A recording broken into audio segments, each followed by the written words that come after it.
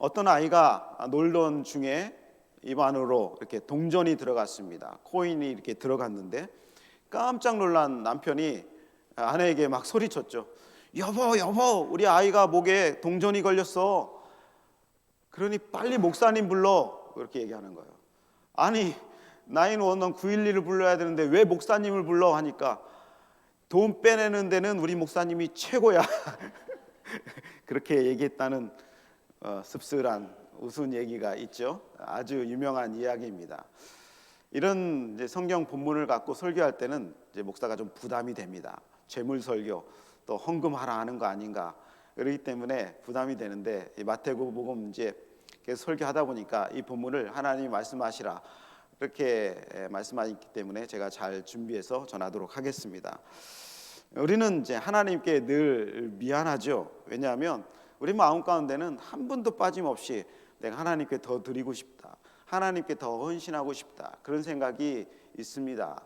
그것은 누구에게도 마찬가지죠.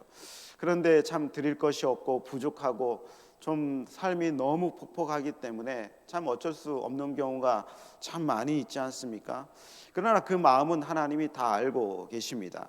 우리는 항상 하나님께 더 드리고 싶은 마음이 있고 또 뿐만 아니라 우리 가족들에게도 더 많이 쓰고 싶고 목사님에게도 더 많이 쓰고 싶고 또 지나가는 어려운 사람들 보면 그냥 지나가지 못하고 내가 저 사람들을 좀 도와줘야 되겠는데 하는 마음을 하나님께서 항상 이렇게 우리에게 주시는 것을 볼 수 있습니다.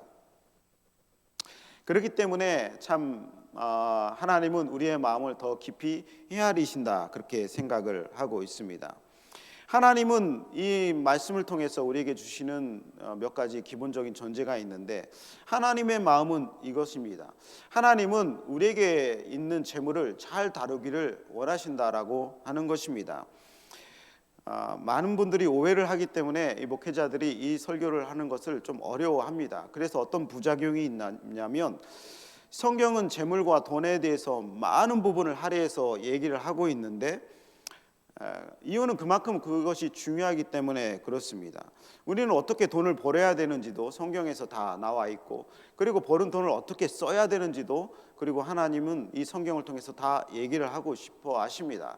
그러나 교회에서 가르쳐 주지 않고 또 이 부분을 좀 어려워하기 때문에 우리가 어디서 배우느냐면 주로 세상 사람들에게서 배웁니다. 예수 그리스도를 믿지 않는 사람, 예수 그리스도와 성령하고 상관은 없는 사람들의 그 메시지를 통해서 이 재물에 관해서 배우기 때문에 이 괴리감이 상당합니다. 하나님의 말씀과 그리고 세상에서 사람들과 배우는 것에 괴리감이 크죠. 특별히 요즘에는 이 유튜브를 통해서 많이 배우기 때문에 참 왜곡이 너무 심합니다. 참 유튜브를 통해서 배우는 것은 참 씁쓸한 일이고 대부분이 옳지 않은 말이 이렇게 펼쳐져 있음에도 불구하고 거기에서 배울 수밖에 없는 것이죠. 하나님은 우리 성도들이 재물을 잘 벌기 원하시고 잘 쓰기 원하시는 것을 성경에서 가르쳐 준다는 것이고 두 번째, 하나님은 어떤 마음이 있으신가? 하나님으로부터 훨씬 더 많은 축복을 받기를 원하시는 마음이 있으십니다. 하나님은 우리 성도들이 잘 되길 원하시고 더 많은 재물을 얻기 원하시고 그리고 더 여유로운 생활을 하길 원하신다라고 하는 것입니다. 성경에는 하나님을 잘 섬긴 사람들이 상당히 많이 있습니다. 창세기부터 시작해서 신약 성경에 이르기까지 하나님이 얼마나 우리 성도들에게 재물을 많이 부으셨는지를 셀 수 없이 우리는 볼 수 있습니다. 창세기에 보면은 한 푼 없이 빈털터리로 떠난 아브라함을 기억하시죠? 아버지와 함께 조카만 털털털 떠나왔는데 나중에 가나안 땅에 도착해서 보니까 아브라함이 그 지역의 가장 큰 거부가 되었습니다. 뿐만 아니라 롯도 거부가 되었죠.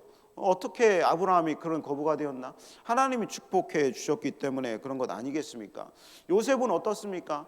요셉은 구덩이에 옷 하나 없이 벌거숭이로 구덩이에 빠졌는데 애굽의 노예로 팔려간 이후에 요셉의 사건을 보면 가는 곳마다 다 복을 받았습니다. 그리고 가는 곳마다 하나님의 축복이 임했고 심지어 총리가 되니까 그 나라가 복을 받았어요. 그러니까 하나님의 사람들은요, 하나님이 축복해 주시면 어디 가든지 복을 받을 수 있다라는 생각을 해야 되는 것입니다. 그뿐 아닙니까? 가난한 사렙다 두 과부, 이제 아들과 함께 이것 먹고 죽어야 되겠다 생각했을 때 엘리야 선지자가 방문을 하죠. 그럴 때 자기가 먹을 것을 엘리 선지자에게 줍니다. 그 마음이 참 귀하죠. 그럴 때에 그 지경에서 유일하게 살아남은 사람이 사렙대 과부와 그 아들입니다. 그 기름과 떡이 떨어지지 않은 그런 기적을 우리는 보게 되는 것입니다. 다윗과 솔로몬 어떻습니까? 그 지역의 근방에 세계 최고의 부자가 되었습니다. 이것은 뭐 좀 특별한 이야기이긴 하지만 이것을 보면 하나님의 사람들은 하나님이 축복을 주시길 원하신다, 그렇게 생각을 하기 때문에 그렇습니다.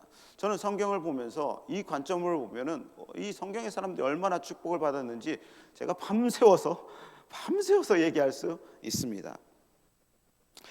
그리스도인들의 돈, 재물에 대한 세 가지 일반적인 전통적인 견해가 있습니다. 우리 교회 가운데 내려오고 있는 첫 번째는 뭐냐면 이 포블리 티올로지라고 해서 이 청빈 신학입니다. 청빈 신학. 기독교의 오랜 정통적인 인식은 예수 믿는 사람들은 가난해야 된다라고 생각을 많이 합니다. 좀 성경과 다르지요. 왜냐하면 예수님도 아무것도 가지지 않았고 세례 요한도 아무것도 가지지 않았고 또 그리고 성경에 많은 사람들이 가난하게 살았기 때문에 우리도 가난하게 살아야 된다는 생각을 하게 되는 것입니다. 그래서 수천 년간 예수님 이후에 사역자들은 대부분 수행했습니다. 수행.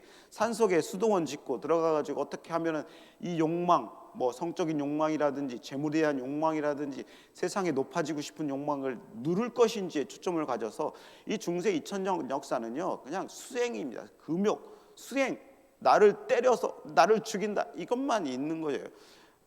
그런데 실제로는 어떤 교회들은 뭐 더 풍족했던 것이죠.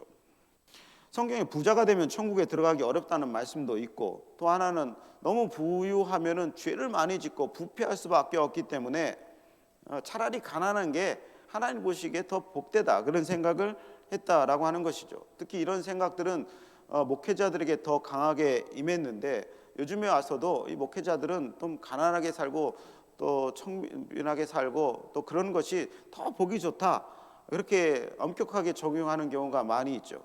그래서 텔레비전이나 유튜브에서 많이 뜨는 사람들은 무소유, 이 무소유를 한 사람들을 엄청나게 띄웁니다. 그런데 보면 옷도 최고 좋은 것이고 심지어 들고 다니는 목탁도 제일 좋은 것만 들고 다니는데 그 사람들이 뜨게 되는 것이죠. 상당히 위선적인 그런 것입니다.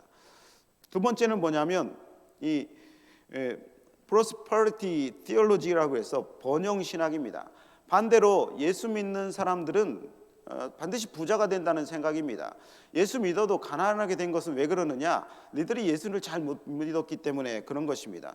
예수님을 잘 못 얻기 때문에 너는 여전히 가난하다, 그렇게 얘기를 하는 것이죠. 특별히 미국에서 이런 신학이 만연이 되어 있는데 예수만 잘 믿으면 하나님이 반드시 부자로 만들어 주신다는 그런 생각입니다. 그러므로 가난은 죄이며 가난한 사람들을 죄인으로 보게 되는 것이죠. 부자를 보면 하나님이 참 너에게 축복을 많이 주었구나, 그렇게 생각하는 신학입니다. 그래서 예전에 초대교회 때는 부자들을 더 하나님의 복을 받은 사람으로 그렇게 오해해서 대접하는 경우가 많이 있었습니다. 차별이 있었던 것이죠. 그런데 돌아보세요.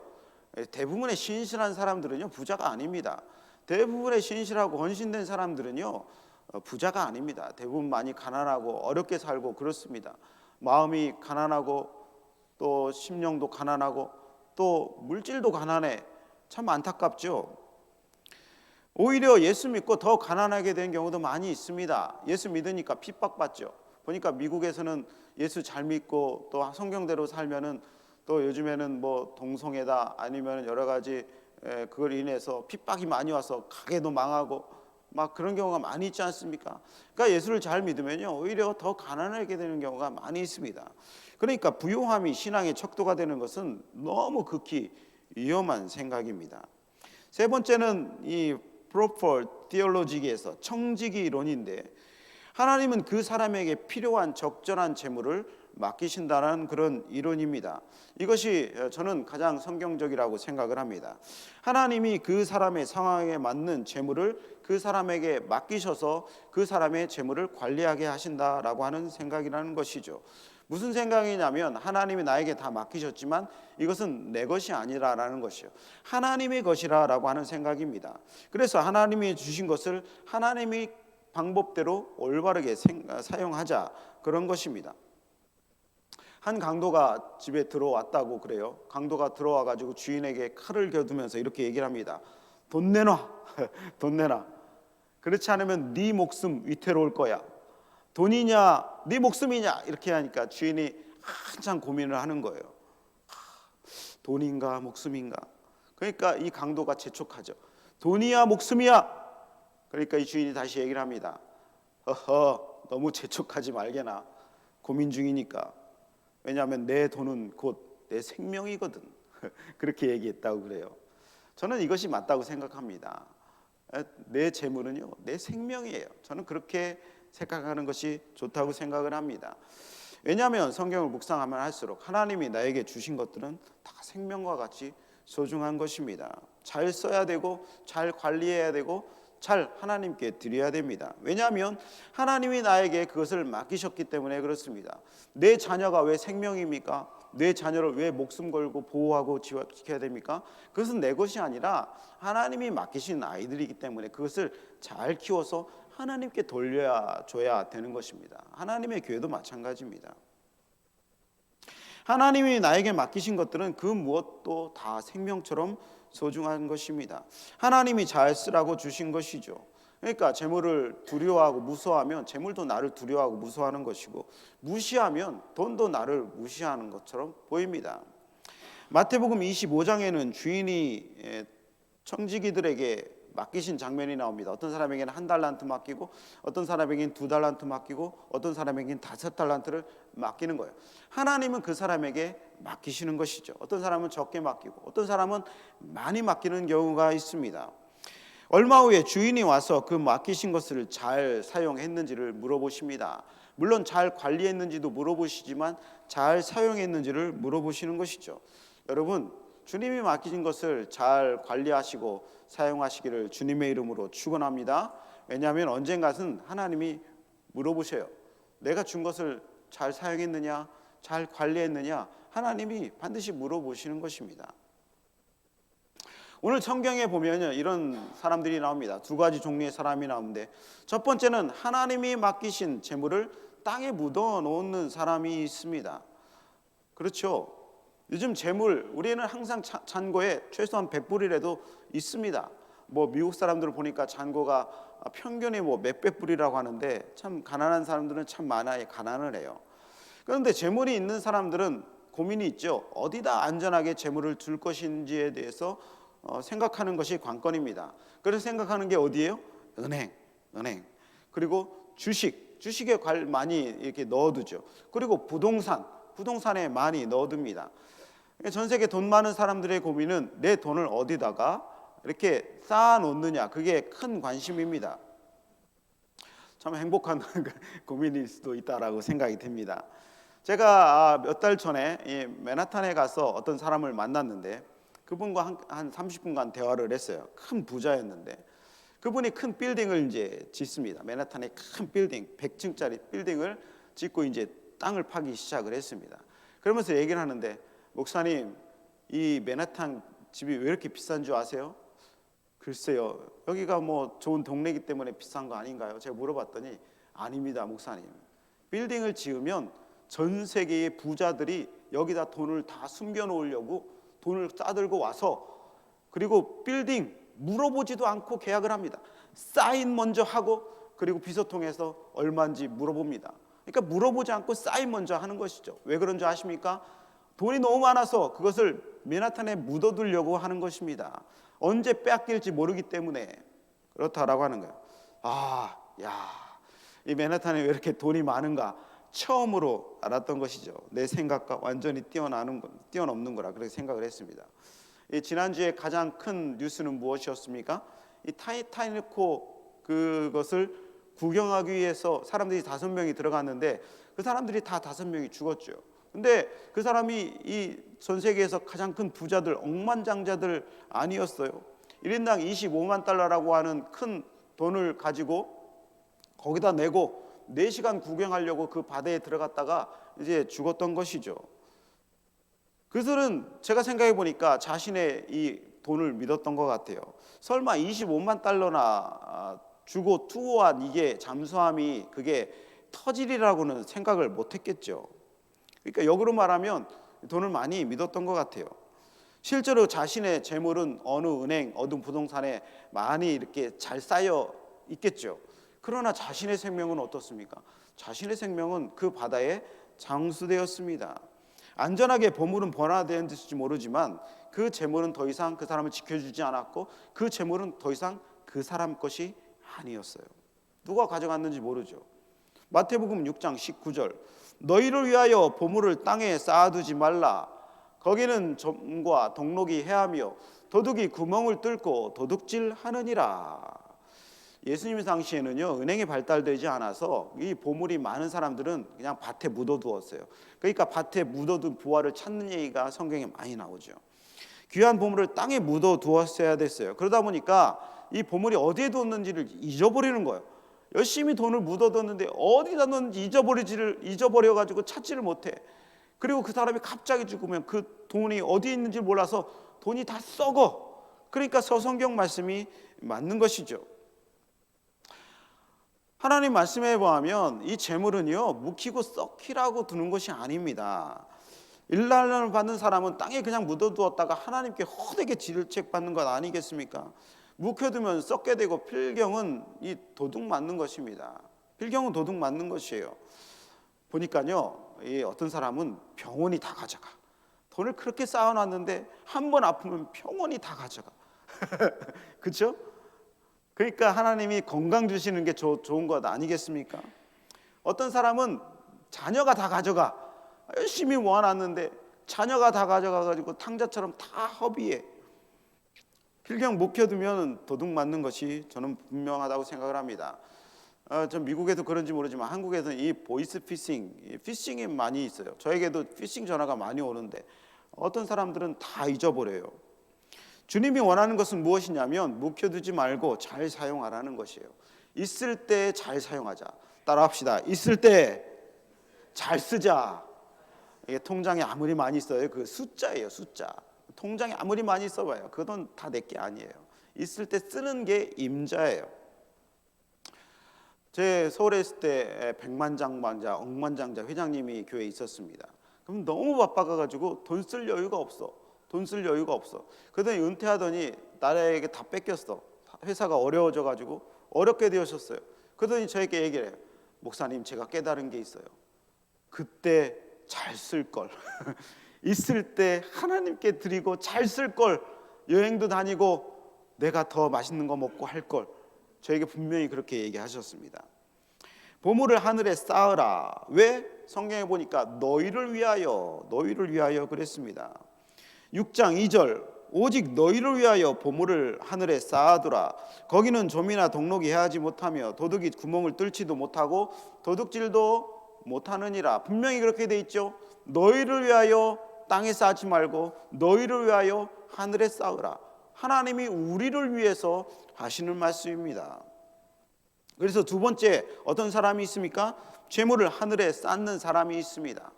재물을 땅에 숨겨둘 것인가 아니면 하늘에 쌓을 것인가, 두 갈래 길에서 항상 고민을 하는 것이죠. 명백합니다.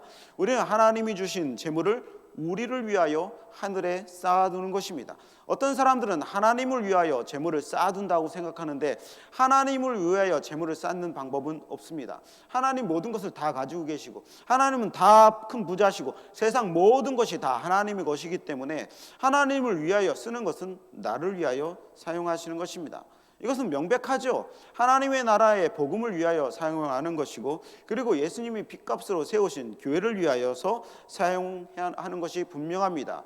뿐만 아니라 선교지와 또 궁핍한 자들을 위해서 기쁘게 사용하는 것입니다. 또한 나의 육신이 하나님의 성전이기 때문에 나를 위해서 사용하는 것도 하나님을 위해서 하나님 나라의 우리를 영혼을 위해서 사용하는 것이 분명합니다. 건강을 위해서 또 옷도 좀 좋은 거 입고서 운동도 하고 영양제도 먹고 또 홍삼도 먹고 또 내 기분 전환을 위해서 여행도 가고 하나님을 위해서 기쁘게 쓰일 수 있는 마음이 있다면 그것은 다 하나님 나라를 위해서 쓰이는 것이라고 저는 생각을 합니다. 이것이 하늘에 재물을 쌓는 방법이 되는 것이에요. 어떤 사람들은 돈이 있어도 쓸 줄을 모릅니다. 밥을 사러 가면 돈이 이만큼 쌓여져 있는데도 밥을 살 줄을 몰라. 보니까 우리 성도들은 마음껏 쓰시는 것 같아요. 제가 뭐 식사 한번 하더라도 막 더 좋은 거 대접하려고. 하나님께서 은혜를 많이 주시는 사람들이죠. 그런데 대부분 사람들이 벌벌 떱니다. 벌벌 떨어요. 하나님을 위해서, 너희를 위해서 하늘에 쌓을 줄을 모르는 것이죠. 그런데 많은 오해, 하나님이 내 재물을 심히 원하신다는 생각을 오해를 많이 하고 있는 것 같습니다. 하나님이 내 재물을 많이 원하셔요. 그거를 목사님이 자신의 욕심을 채우려고 하는 것 같다, 이런 오해들이 꽤 많이 있는 것 같습니다. 다시 말해, 하나님은 누구세요? 하나님은 당신의 일을 위해서 온 세상 모든 것을 다 사용할 수 있는, 하나님이 이 세상의 주인인 가장 큰 부자 아니겠습니까? 그러나 하나님은 그렇게 사용하지 않으시는 것입니다. 하나님은 어떻게 일을 하시느냐? 하나님은 우리의 마음을 받으셔서 일하신다는 것입니다. 하나님은 우리의 마음을 받으셔서 그걸 통해서 일하시는 거예요. 만약 하나님이 재물이 필요하셨다면 저는 하나님이 한마디 딱 마음에 두셔서, 제프 베이조스 얼마나 부재예요? 빌 게이츠 얼마나 부재예요? 하나님이 그 사람 딱 마음을 돌리셔서 하나님이 하고 싶은 일을 얼마나 할 수 있지 않습니까? 워렌 버핏 얼마나 부자입니까? 상상 초월하죠. 상상 초월하죠. 그런데 때로는 그렇게 하시기도 하시죠. 록펠러, 이 고장의 위인 록펠러, 락커펠러라고 하는데 익숙치 않아요. 락커펠러 그 사람을 사용하시죠. 그 사람을 사용한 이유는 그 락커펠러의 마음이 하나님을 향했기 때문에 그렇습니다. 하나님을 향해서 그 마음이 있었기 때문에 그 사람의 재물을 쓰시는 거예요. 그러니까 하나님, 요점은 뭐예요? 하나님은 그 사람을 쓰시기 위해서 그 재물을 쓰시는 거예요. 그 재물을 쓰기 위해서 목적이 아니라는 것입니다. 우리는 보통 마음이 있는 곳에 재물을 사용한다라고 얘기를 하죠. 그러나 그렇지 않습니다. 돈을 쓰는 곳에 우리 마음이 따라가는 것입니다. 그러니까 마음이 가려면 어떻게 해야 돼요? 역으로 말하면 재물을 써야 되는 것이에요. 오늘 성경 볼까요? 내 보물이 있는 그곳에 뭐가 있다고요? 내 마음도 있다. 재물이 가는 곳에 내 마음이 간다 얘기하는 것입니다. 제가 몇 년 전에, 그러지 않았는데 제가 주식을 한번 한 적이 있습니다. 주식을 몇백 달러를 제가 이제 삼성전자에 한번 주식을 한 적이 있어요. 왜냐하면 이제 그걸 하고 싶지 않았는데 도저히 어떤 마음인가 한번, 왜냐하면 우리 모든 성도들이 다 주식을 하고 있고 계속 주식 얘기를 하고 있기 때문에 이제 몇백 달러를 삼성전자에 넣어놨어요. 그래서 어떤 현상이 일어나는가 봤더니 저도 항상 스마트폰을 보는 거예요. 아침에 보고 밤에 보고. 그래서 몇십 달러 떨어졌으면은 너무 애통해. 하나님 보고 애통해야 되는데 주식 보고 내가 애통해. 그리고 조금 얼으면 하나님보다 더 기뻐해. 이야, 나도 부자가 될 수 있는 것 같다. 목사도 그러더라니까요. 목사도 그래요. 그래서 며칠 만에 팔아버렸습니다. 팔아버렸어요. 손해보고, 몇십 달러 손해보고 팔아버렸어요. 다행이에요. 돈 벌지 않고 손해보고 팔아서 얼마나 다행인지 모릅니다. 내 재물이 있는 곳에 내 마음이 가 있더라니까요. 내 돈이 가 있는 곳에 내 마음 따라가더라니까요. 내가 하나님을 제일 사랑하는 줄 알았는데 막상 거기에 몇백 달러 해보니까 하나님보다 거기를 더 두는 것 같은 마음을 제가 받았더라니까요. 뭐 결코 하지 말라는 얘기가 아닙니다. 무슨 얘기냐면 내 재물이 더 많이 가 있는 곳에 내 마음이 가 있더라는 거예요. 술을 술을 많이 마시는 사람은 하나님보다는 분명 술에 더 마음이 가 있는 사람입니다. 카지노에 정기적으로 가서 돈을 쏟아 붓는 사람은 신앙인이라도요, 하나님보다는 그 도박에 더 마음이 가 있는 것이 분명합니다. 하나님을 사랑한다고 하면서도 재물이 가 있는 곳에 내 마음이 따라가는 것은 어쩔 수가 없는 것이죠. 내 소원이 하나님께 더 마음을 두고 싶다, 하나님의 교회에 더 마음을 두고 싶다, 하나님 나라에 더 마음을 두고 싶다 하면 내 재물이 가야 되는 거예요. 그러면 내 마음이 따라가게 되는 것입니다. 가장 소중한 보물을 하나님께 먼저 드리는 것이죠. 제가 27살 때 파트타임으로 교회에 헌신한 적이 있습니다. 서울에 마천동이라고 하는 동네에 동부제일교회에서 제가 사역을 주말에 금요일 철야부터 해서 주일까지 사역을 했는데, 그때 내 사례비는 $300였습니다. 제가 예전에 한 번 한 적이 있었는데 뭐 기억이 좀 남아서 계속 얘기를 합니다. 그 11조 300불에서 30불 딱 하고, 그리고 나머지 270불은 제 사랑하는 여인 제 아인에게 다 썼어요. 몇 달 동안. 왜냐하면 왜 마음이 가기 때문에 그래요. 마음이 다 가니까 그래요. 하나님께 마음이 가고, 그리고 제 아내에게 마음이 가고, 그러더니 결혼을 하더라고요. 마음이 가는 데에 그것이 하나님의 마음이 있고 제 마음이 있는 것이죠. 몇 년 전에 제 차가 너무 썩어가지고 자꾸 멈추는 거예요. 언덕을 올라가다가 멈추고 올라가다가 멈추고. 그래서 내 차를 한번 사보자 해가지고 몇 년 전에 돈을 모았습니다. 돈을 모았어요. 교회에서 나오는 차비가 있어요. 몇 년마다 한 번씩 나옵니다. 교회에서 차 사라고 돈을 줍니다. 근데 그걸로는 이제 부족하기 때문에 돈을 모았어요. 그랬더니 한 모았더니 제법 큰 돈이 모였던 거예요. 그래서 통장을 보니까 공이 많아. 내 수중에 그만한 돈을 본 적이 없어. 그래서 하나님께 물어봤어요. 하나님, 어떤 차를 사야 됩니까? 마히바흐를 사야 됩니까? 벤츠를 사야 됩니까? BMW 사야 됩니까? 막 큰 꿈 하는데 하나님이 네가 사고 싶은 거 사라, 그렇게 얘기하시는 것 같아요. 그래가지고 한참 기도했는데 마음이 자꾸 불편한 겁니다. 그래서 그냥 건축헌금으로 다 드리고, 그리고 하나님 받으시오 하면서 하나님께 드리고, 며칠 있더니 하나님께서 제 좋은 차를 또 주시더라고요. 그래가지고 쉐보레 캡티바, 그 좋은 차를 한국에서 끌고 다니다가 전 미국에 왔어요. 하나님 마음이 있는 곳, 내 마음이 있는 곳은 내 재물이 가는 곳이구나, 그렇게 생각하면서 여전히 뿌듯해하고 있습니다. 나도 없는 줄 알았더니 나도 드릴 수 있구나, 나도 하나님께 뭔가를 해주시는구나, 그러니까 하나님이 또 돌려주시는구나, 그렇게 생각을 했던 것이죠.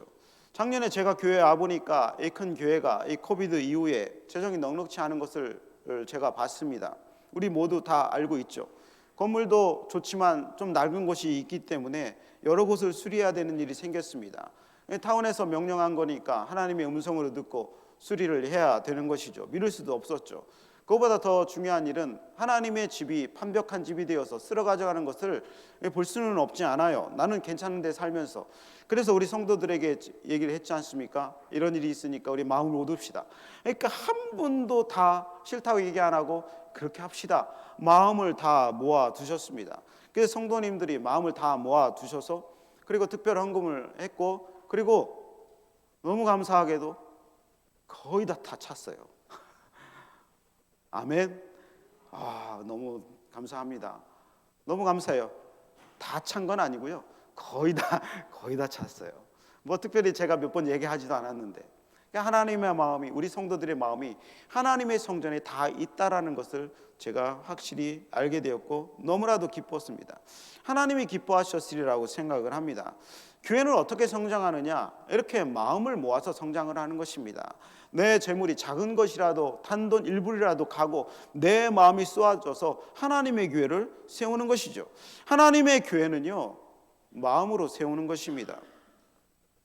저와 가까운 청년이 서울에 있는데 그 청년은 강남중앙침례교회, 이제 서울의 강남중앙침례교회 성전 건축을 하고 있거든요. 너무 사람이 많아서. 근데 그 청년이 성전 건축 헌금 작정을 하는데 $100,000를 작정을 한 거예요. 저도 이제 오기 전에 작정을 하고 와서 오기 전에 이제 다 갚고 하나님께 드리고, 제가 작정한 거 다 드리고, 뭐 집 이렇게 해가지고 어떻게 해가지고 차 팔고 해가지고 다 드리고 왔어요. 다 드리고 왔는데 얼마 전에 그 얘기를 들었어요. 이 $100,000를 드리기로 이 청년이 작정을 한 거예요. 근데 그전에 여전히 학생이었고 돈을 벌지 못하고 있어요. 돈을 벌지 못하고 있는데 감동이 왔죠. 헌금 작정을 했는데 어떻게 드려야 되겠는가, 어떻게 해야 되는가, 그러던 중에 이 친구가 군대에 입대를 하게 되었습니다. 장교를 입대를 하게 되었는데 그 안에 가니까 그 안에 답이 있더라는 거예요. 답이 있더라는 거예요. 이 학생이 어떻게 $100,000을 헌금을 해요? 공고가 왔는데 소말리아 파병을 하면 돈을 많이 준다는 거예요. 소말리아 파병. 소말리아 한국군이 가서 파병하면 돈을 많이 준다는 거예요. 딱 보니까 1년 딱 하면 그 $100,000가 다 채워지는 거예요. 그 위험한 곳에 가자. 이 청년이 그렇게 생각을 합니다. 그리고 거기에 지원을 해가지고 이제 몇 주 후, 뭐 한 달 후면 간다라고 하는 소식을 제가 어떤 분을 통해서 들었습니다. 하나님이 그 청년의 마음을 받으시고 길을 열어주시고 그 청년의 재물도 허락하신 것이죠. 그 청년, 이제 30 초반대에 있는 청년, 그 사람은 하나님께 쌓아놓은 것이죠. 인생 중 하나님께 쌓은 것이 있어야 된다라고 생각을 합니다. 그래서 하나님께 생명과 같은 재물을 하나님께 쌓으면 놀라운 영적인 변화가 있는데, 그 마태복음 뒤에 구절에 6장 22절 23절에 이렇게 기록이 되어 있습니다. 읽어볼까요? 시작. 눈은 몸의 등불이니 그러므로 내 눈이 성하면 온몸이 밝을 것이요 눈이 나쁘면 온몸이 어두울 것이니 그러므로 내게 있는 빛이 어두우면 그 어둠이 얼마나 더하겠느냐. 무슨 얘기예요? 눈이 가는 곳, 마음이 가는 곳이 등불이기 때문에 그것이 재물에만 같이 있으면 영적으로 어두워지고, 하나님께 가 있으면 영적으로 빛이 밝아져서 내 영혼 온몸이 깨끗해진다라고 하는 것입니다. 복음을 위해서 나를 사용하는 순간, 내 눈이 하나님을 향해서 복음을 향해서 하는 순간 내 영적인 눈도 같이 떠진다라고 하는 거예요. 놀랍지 않습니까? 세상 물질에 어두우면 내 영적인 눈은 감기게 되고 내 눈은 그곳에서 계속 늪처럼 빠지게 되지만, 내가 하나님을 보면 온몸이 계속 밝아져서 내 영적인 눈과 내 몸과 영혼과 육신과 내 모든 것이 영혼으로 밝아진다는 얘기예요. 놀라운 얘기 아닙니까? 왜냐하면 우리 눈은 한 곳만 바라볼 수 있기 때문에 그렇죠. 한쪽은 하나님 바라보고 한쪽은 물질을 바라볼 수 없기 때문에 한쪽만 바라봐야 되는데, 그것이 하나님을 바라보면 온몸이 밝아지지 않겠느냐 하는 것입니다. 제가 오랜 이제 목회를 하면서 이렇게 경험상 신앙이 무너지고 있다는 것을 아는 지표가 몇 가지가 있습니다. 내 신앙이 무너지고 있구나. 이건 목사도 마찬가지예요. 첫 번째는 주일 성수를 무너뜨리면 신앙은 여지없이 무너집니다. 두 번째 뭐냐? 이 11조가 무너지면 신앙은 여지없이 무너집니다. 마귀는 항상 어떤 걸 공격하느냐? 주일 성수 못하게 하고, 그 다음에 11조를 아깝게 생각을 하는 것입니다. 내 11조를 드릴 때 아깝게 생각을 하는 것이에요. 한국의 성도는 65%가 11조를 합니다. 한국 교회는 계속해서 발전하고 있고 뭐 쪼그라든다 얘기하는데 통계는 항상 성도가 늘어납니다. 그런데 미국 성도는 3.5%만이 11조를 한다는 통계를 제가 봤습니다. 우리 성도들은 다 하고 계시는 것 같아요. 제가 보니까. 그러니까 우리 교회 행복한 교회죠. 재물을 하늘에 쌓는 가장 기본은 11조를 정확하게 드리는 것입니다. 항상 마귀는 그것이 아깝다라고 마음을 두는 것이에요. 수입의 11조는 하나님께 드리라는 것은 논쟁의 여지가 없습니다. 11조는 내 모든 것이 하나님으로부터 왔다는 것을 하나님께 고백하는 신앙 고백입니다. 그래서 제가 이 설교를 1년에 한 번씩은 해야 되겠다 생각을 하고 있는데, 기도 중에 있습니다. 하나님으로 축복을 받는 가장 중요한 방법은 정확합니다. 하나님 것을 하나님께 드리는 것입니다. 우리의 자녀들이 가장 축복받는 방법은 우리의 자녀들의 인생을 하나님께 드리는 것이고, 그리고 우리 자녀들이 주일을 성수를 하는 것이고, 우리의 자녀들이 내가 해왔던 것처럼 하나님께 11조를 여전히 하나님께 드릴 수 있도록 가르쳐주는 것입니다. 그러면 자녀들은 어디에 가든지 전혀 궁핍하거나 굶거나 어려움 당하지 않습니다. 하나님을 하나님으로 대접하면 하나님은 더 큰 것으로 주시는 것이죠. 마태복음 6장 2절, 오직 너희를 위하여 보물을 하늘에 쌓아두라.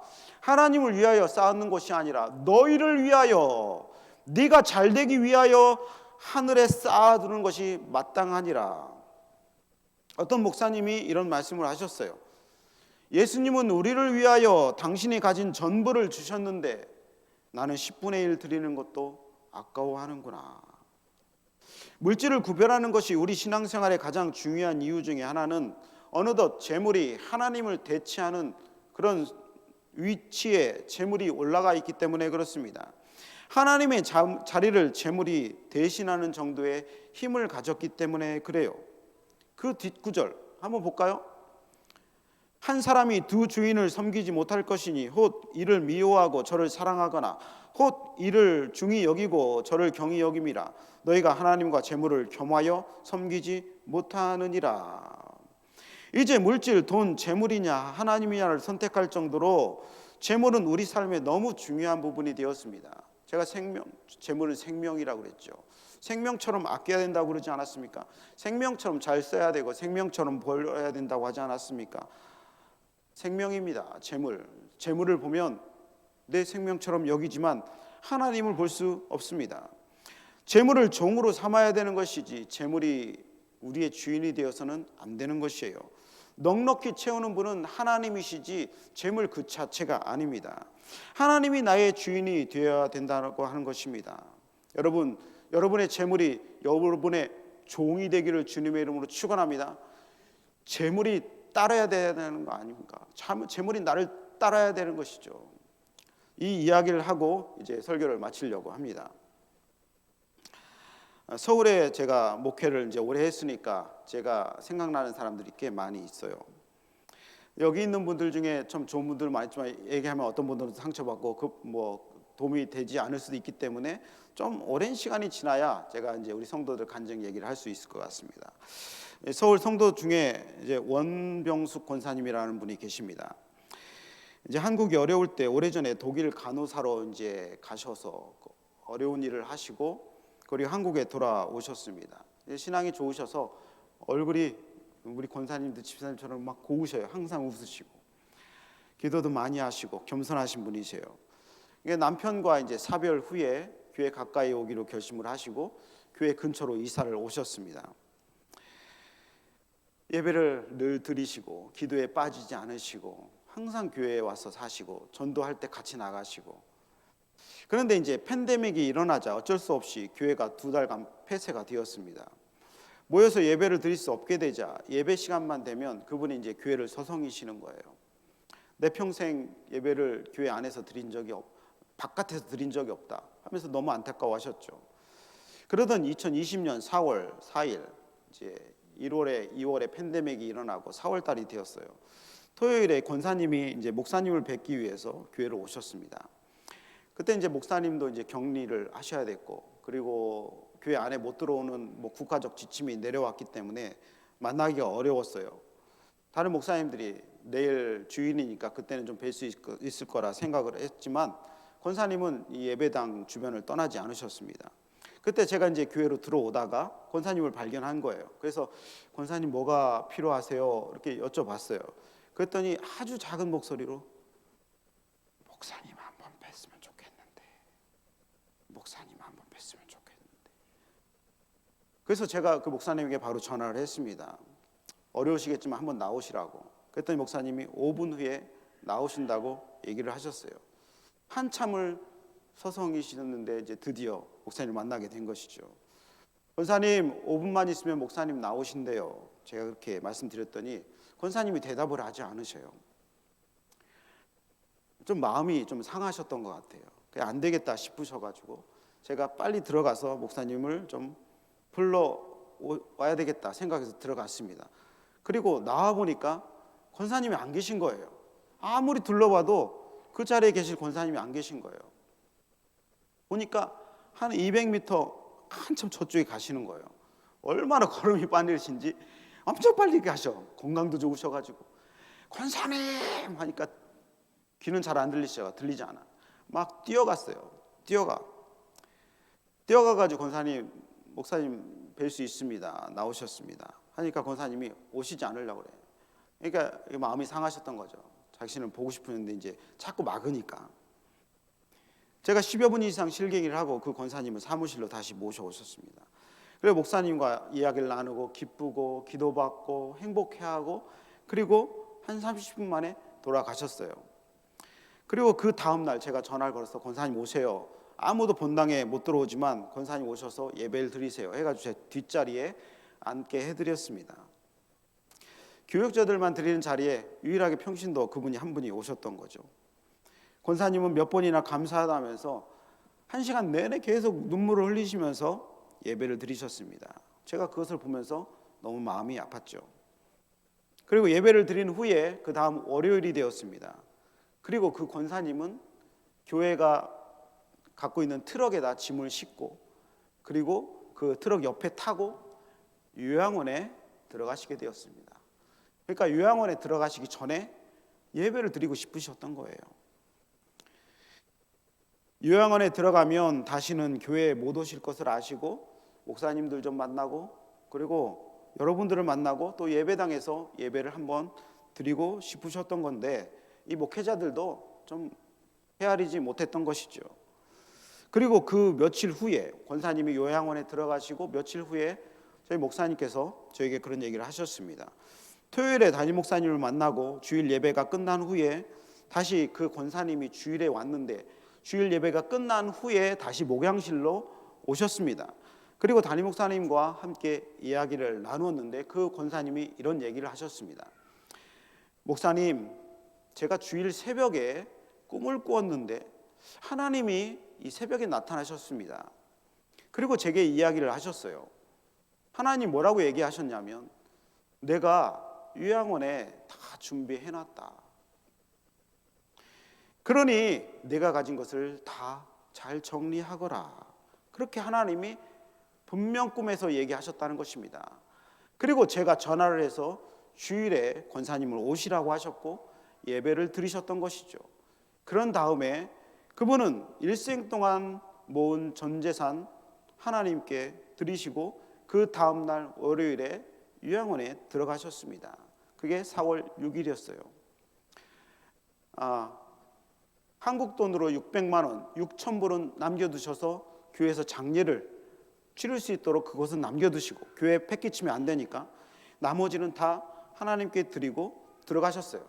그리고 팬데믹 기간 동안 건강하게 잘 사시고 요양원에 잘 계십니다. 우리가 얼마나 신방 많이 갖고 가가지고 용돈도 또 드리고 먹을 것도 드리면서 얼마나 행복하게 그게 남은 인생을 마무리하셨는지 모릅니다. 뭐 여러분에게 그런 걸 하라는 말씀은 아닙니다. 하나님은 마음을 주시는 것이죠. 그리고 마음을 기뻐하시는 것이고 그것을 통해서 하나님의 나라가 세워지고 확장되는 것입니다. 여러분의 보물은 무엇입니까? 보물을 하늘에 쌓으라. 어떤 분은 물질이에요. 근데 어떤 분은 재능일 수도 있습니다. 저 같은 사람은 하나님께 드리는 나의 삶이죠. 어떤 사람은 똑똑한 내 자녀일 수도 있어요. 그것을 보물을 하늘에 쌓고 드려보라는 것입니다. 하나님은 그 마음을 기뻐하십니다. 그리고 그 즐겨드리는 자를 반드시 축복하게 되는 것이죠. 왜냐하면 내 보물이 가는 그곳에 내 마음도 따라가고 하나님도 그 마음을 기뻐하시기 때문에 그렇습니다. 여러분, 우리 삶 가운데 여러분의 마음이 항상 하나님께 있기를 주님의 이름으로 축원합니다. 그러므로 여러분의 삶 가운데 하나님이 말할 수 없는 좋은 것으로 채워지리라 믿습니다.